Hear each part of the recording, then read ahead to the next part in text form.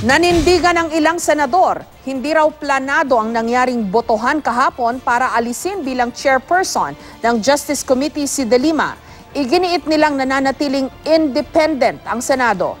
Samantala, bagamat dismayado sa nangyari kahapon, hindi raw lilipat sa minority coalition ang mga senador ng Liberal Party na pinili na lang daw maging independent bloc sa mayorya. May report si Jamsi Sante. Napatalsik bilang chairman ng Senate Committee on Justice and Human Rights si Senador Laila De Lima. 4 sa bumoto kontra rito ang mga kaalyado at kapartido niya sa Liberal Party na sina Senador Franklin Drilon, Senador Kiko Pangilinan, Senador Bam Aquino at Senador Risa Ontiveros. Nag-abstain naman sina Senador Ralph Recto at Senador Antonio Trillanes IV. Hindi naman bumoto si Senador Luis Escudero at Senador De Lima na parehong wala. Sa 16 na bumotong pabor sa pagtanggal kay De Lima, isa rito ay ang kaalyado nila na si Senador Joel Villanueva. Si Senador Manny Pacquiao na nagmosyong bakantihin ng Committee on Justice and Human Rights, natanong kung kailan napag-usapan ng mga senador ang pagpapaalis kay De Lima bilang chairman ng komite. Pero kailan niyo po ito pinag-usapan? Last week pa daw? Hindi naman po. Senator Alan?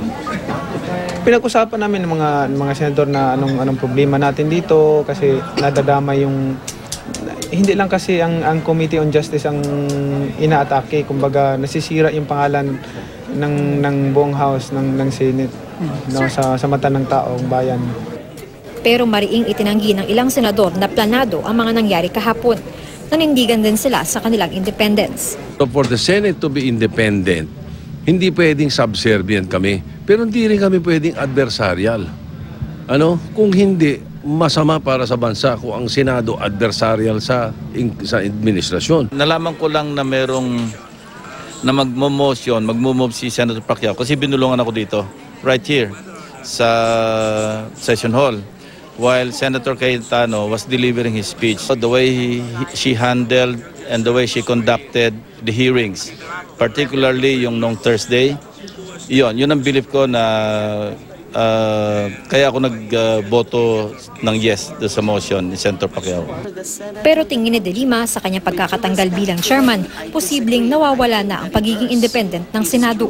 This is definitely not good for the Senate, not good for the country.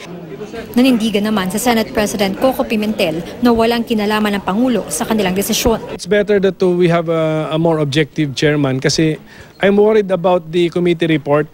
How it will be written, anong presentation, dapat walang slant, walang bias from the very start.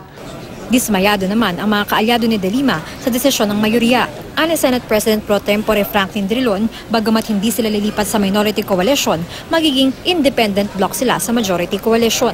Bukod kay Drilon, kasama si De Lima, Pangilinan, Aquino at Ontiveros. I was very disappointed with what happened yesterday, which is why I voted no. Usually, sa mga bagay-bagay na ganyan, pinag-uusapan muna. And if there were concerns about the way that she was chairing, that could have been raised in a caucus. Kami po'y magpapatuloy bilang independent bloc in the majority. We will criticize if there is basis or need to criticize. We will cooperate where we believe that what is being presented to the Senate is something for the benefit of the country. Sa ngayon, tuloy pa rin daw ang pagdinig ng Senado sa extrajudicial killings sa ilalim ng bagong chairman ng komite na si Senador Dick Gordon. Ang Commission on Human Rights naman, handa pa rin daw magpresenta ng mga witness sa mga kaso ng di umano'y extrajudicial killings. Yung mga witnesses na nasa aming witness protection program, handa pa rin na iharap sa komite kung ito po ay mamarapatin ng bagong pamunuan ng Committee on Justice and Human Rights. We serve at the pleasure of the committee, but syempre pangangalagaan po namin lagi yung seguridad ng mga witnesses na nasa aming custody. Jamsi Sante, GMA News.